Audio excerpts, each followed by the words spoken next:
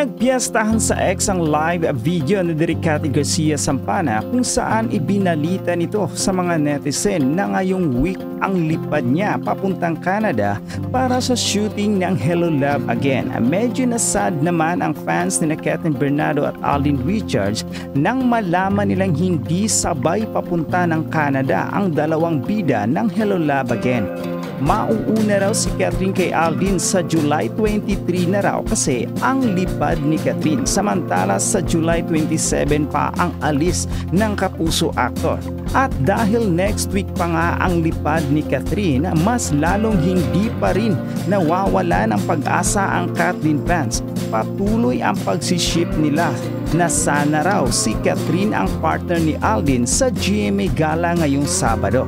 Dream nga daw ng fans na makita na magkasamang maglakad sa red carpet ng Kapuso event ang dalawa. Posible na nga raw itong mangyari dahil isa ang GMA Pictures sa magpo-produce ng reunion movie ng Kathleen at for sure present din sa nasabing event ang mga big bosses ng ABS-CBN. Grabe ang excitement ng fans sa pagsasama ni Catherine at Alden. Hindi na sila makapaghintay talaga.